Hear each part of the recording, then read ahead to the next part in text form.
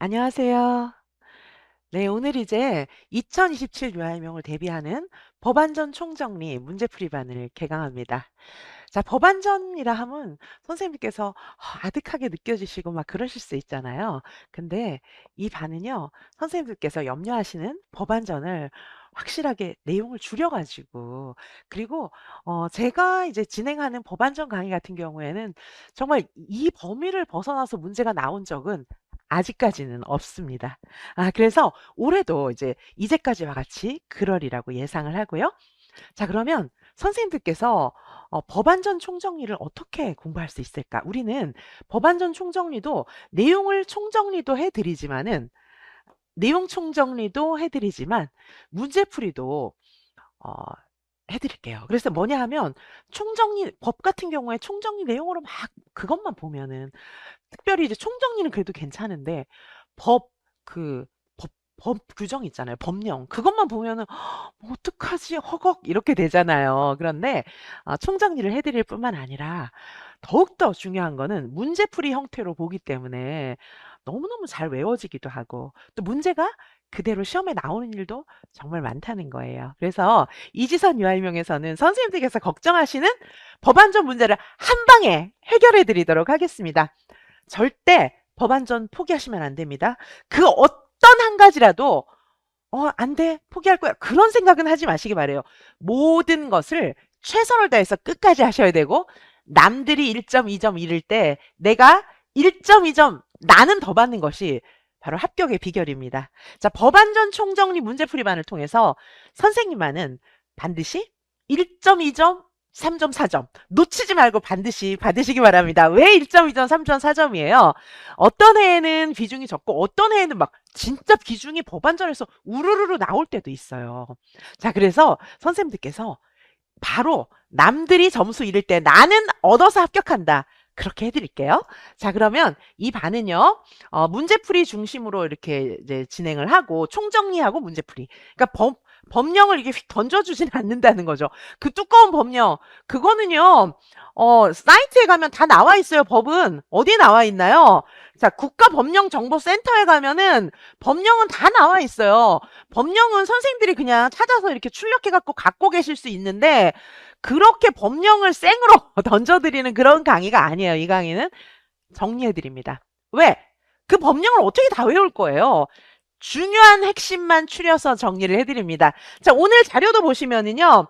자, 오늘 저희가 여기 보시는 것처럼 법안전 총정리 쭉 해가지고 이렇게 사례로 진짜 문제처럼 이렇게 문제를 풀어드리고요. 그리고 이제 요건 해설이기는 한데 뒤에 이제 해설이 나와 있지만 저희가 보시면은요. 네. 앞에는 대체적인 정리가 되어 있고 이제 여기서부터 법안전 총정리 문제풀이반 1주차 이제 해설이 들어가는데요.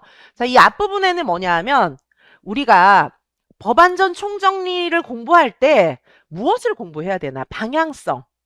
어, 이 출제위원들은요, 문제를 낼 때 그냥 내는 건 아니에요.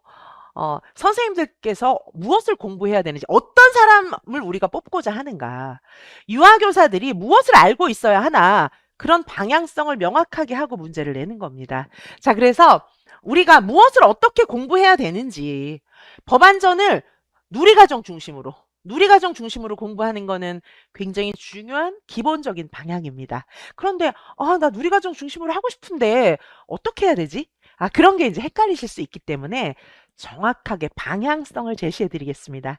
자, 이 강의는요, 선생님들께 법안전에 대해서도 방향성을 정확하게 제시해 드리는 그런 강의입니다. 자, 누리과정을 중심으로 해서 우리가 법안전을 어떻게 공부할까? 사실 안전하게 생활하기, 우리 안전하게 생활하기에서 안전에 대한 법 규정을 모두 담았다. 법적인 규정. 그러니까 이 안전에 대한 법적인 규정은 당연히 공부를 해야 되겠고, 그 다음에 2019 개정 누리과정에서 중요하게 생각하는 추세, 세계적인 추세, 대한민국의 추세, 이런 것들을 반영해서 안전과 법에 대한 것을 또 특별히 봐야 되는 내용들이 정해져 있다는 거죠. 자, 그래서 그런 내용들을 쫙 추려서 정리를 해드리고 오늘은 이따가 수업하면서 이 방향성에 대해서 자세히 알려드리겠습니다. 어떤 방향으로 공부해야 하는지, 누리과정을 중심으로 해서 공부한다는 게 어떤 방향으로 공부해야 되는지. 자, 그리고 아동학대 이런 것도 너무 중요하잖아요. 그죠? 아동학대 같은 거. 이런 거는 이제 아동 권리에 관한 협약, 이런 거하고 관련해서 아동학대 관련된 내용은 매우 중요합니다. 자, 그래서 이런 맥락적인 방향과 함께 하나하나 저희들이 볼 거고요. 그리고 유아교육법하고 일단 이번 주에는 오늘은 유아교육법하고 아동복지법을 조금 정리를 많이 할 거예요. 그리고 보장원에서 제시하고 있는 아동학대에 관한 거, 그리고 이제 생활기록부가 최근에 많이 개정이 되었으니까 생활기록부 관련된 지침도 교육부 자료 중심으로 함께 보도록 할 거고요. 특별히 유아교육법, 시행령, 시행규칙 이렇게 이제 세 개가 세트잖아요.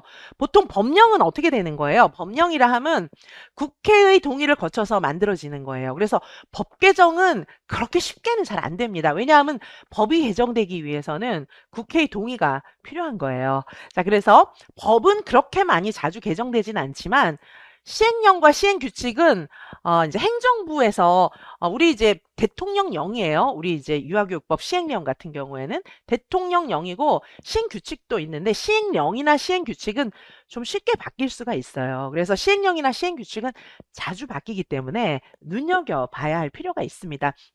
자, 유아교육법이 있어요. 자, 유아교육법은 큰 방향을 정하는 것이고 시행령과 시행규칙에서는 세부 지침을 정하는 겁니다. 자, 그래서 유아교육법, 시행령, 시행규칙 사실 이걸 다 봐야 되는데 자, 우선은 물론 우리가 조항을 제가 다 정리해서 드리겠지만 여기 보시면은 좀 우리가 암기해야 될 내용들 있잖아요. 암기해야 될 내용들만 이렇게 좀 정리를 간단하게 해가지고 사실 뭐 이런 데서 시험이 많이 나오니까요. 그쵸? 자, 그래서 여기 나와 있는 내용들을 간략하게 좀 정리를 해가지고 보도록 하시겠습니다. 쭉 제가 이따가 훑어드릴 거고요. 그 다음에 아동복지법. 아동복지법은 또 조항이 왜 그렇게 많아요? 역시 아동복지법도 시행령, 시행규칙 다 봐야 됩니다. 자, 그래서 아동복지법 같은 경우에도 이제 가장 최근에 개정이 된 이런 내용들 중심으로 물론 유아교육법도 마찬가지예요. 가장 최근 법으로 해가지고 최신법, 신법으로 해서 국법은 이제 의미가 없으니까 가장 최신 법으로 해가지고 정리를 간단하게 해드릴게요.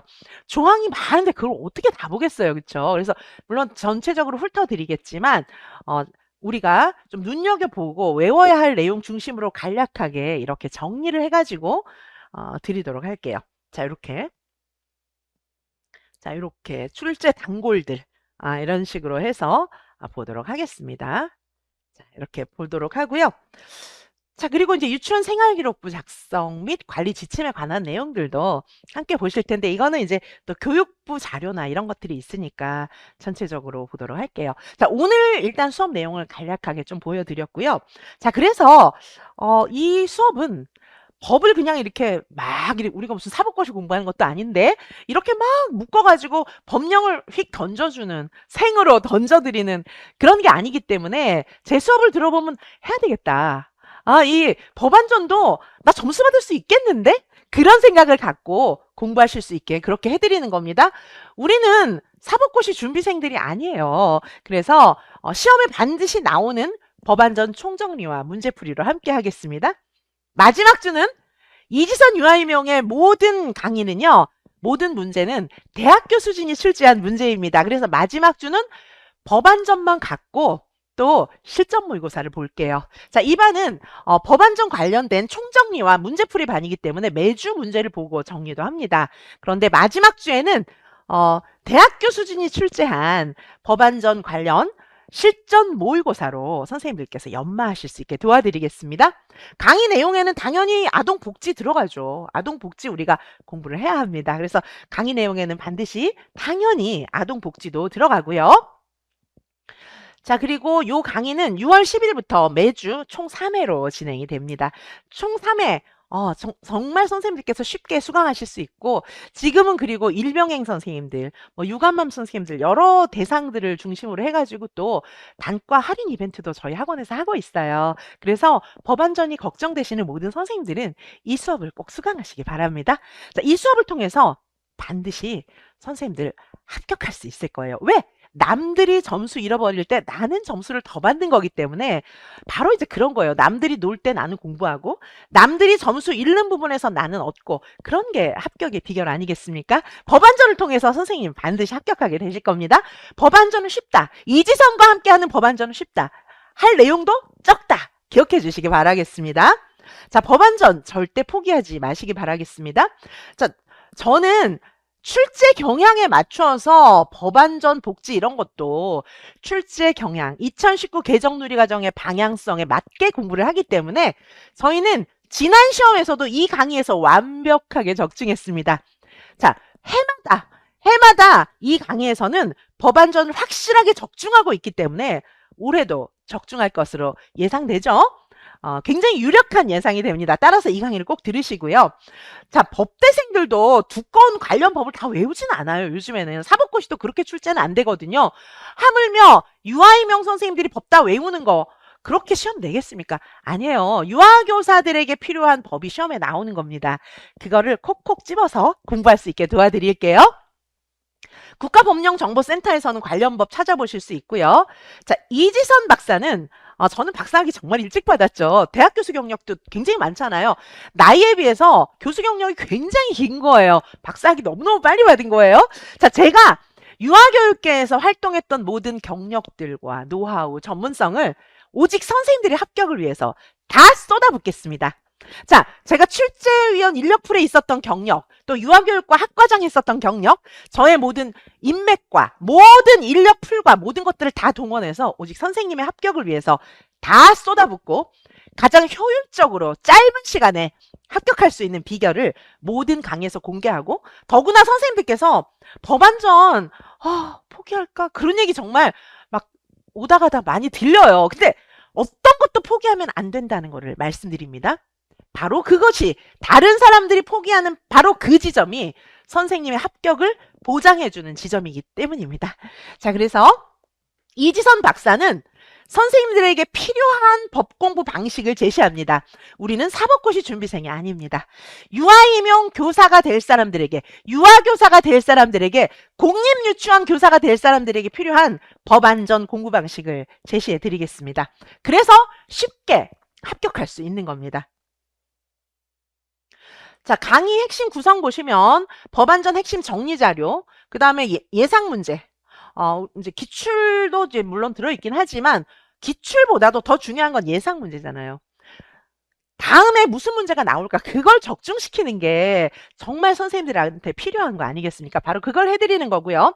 그리고 이제 서답식 답안 문장도 연습을 할게요. 하나하나 외우는 것도 필요하지만 우리는 모든 면에서 서답식 답안이 중요하기 때문에 또 이 강의를 통해서 서답식 답안도 연습하게 해드리겠습니다.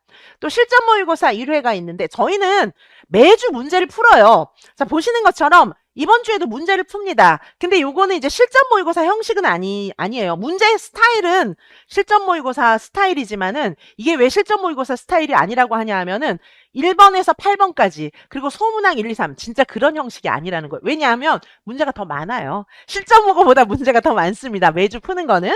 자, 그래서 마지막 주에는 진짜 이 법안전 실전 모의고사 1번에서 8번까지 구성된 교육과정 AB 형식 있잖아요. 그렇게 해가지고 실전 모의고사를 딱 볼게요. 아니 무슨 법안전으로 실전 모의고사가 됩니다. 자, 그렇게 해서 우리 실전에서 나오는 법안전 양식으로 싱크로율 매우 높여가지고 풀어보도록 하겠습니다. 이 강의의 특징은 자, 대학 교수 출신인 유아교육학과 학과장 교수 출신인 이지선 박사가 저는 유아교육과 학과장 교수 출신인데 수험가에서 전무후무합니다. 자, 그래서 저의 모든 노하우를 다해서 선생님들께 확실하게 알려드리고요. 자, 2019 개정 누리과정이 제시하는 그런 법 안전을 확실하게 짚어드리도록 하겠습니다. 그 기존에는 계속해서 적중을 수도 없이 해왔기 때문에 올해도 그렇지 않겠습니까? 자, 이전까지의 모든 방식들은 또 이제 새해가 되면 계속해서 연속 선상에 있으니까 올해도 적중하리라고 믿어 의심치 않습니다. 자, 실전 중심으로 문제를 풀어드리고 내용을 정리해드립니다. 자, 공부할 분량이 매우 적습니다. 이게 정말 중요해요. 법을 다 던져주고 여기 어디선가에는 나오느니라 이렇게 해가지고는요. 그거는 이제 제가 해드릴 필요가 없어요. 선생님들께서 그냥 출력하시면 되는 거고 그게 아니고요. 이만한 법 던져드리면서 어디선가 나오느니라 전혀 아닙니다. 줄여서 정말 줄여서 선생님들께서 쉽게 공부할 수 있게 그렇게 도와드리도록 하겠습니다. 자, 이지선 유아임용의 모든 문제들은요, 대학교 수진이 함께 출제했습니다. 자, 여기서 대학교 수진이라고 하는 것은 한국교육과정평가원 출제 인력풀 출신인 그리고 유아교육학과 학과장 교수 출신인 저 정도의 레벨에 맞는 그런 교수님들과 함께 하고 있다는 겁니다. 정년 트랙 부교수급 이상. 자, 그러니까 이제 확실한 건 저와 함께 문제를 출제하시는 교수님들은 정년 트랙 부교수급 이상의 교수님들입니다. 자, 물론 저는 한국교육과정평가원 출제 인력풀이고 유아교육학과 학과장 교수 출신입니다. 저의 친구들이니까 저와 이제 비슷한 그런 수준이 돼야지 또 이제 하지 않겠습니까? 물론 시간 강사, 겸임 교수, 외래 강사, 뭐 강사급 선생님들이 이제 뭐 대학 교육에 기여하는 바가 많지만 임용 시험에는 그렇게 직결되시는 그런 풀은 아니기 때문에 우리 임용 시험에 정말 깊은 관심이 있는 그런 이제 대학교 수신들과 함께 문제를 출제했습니다.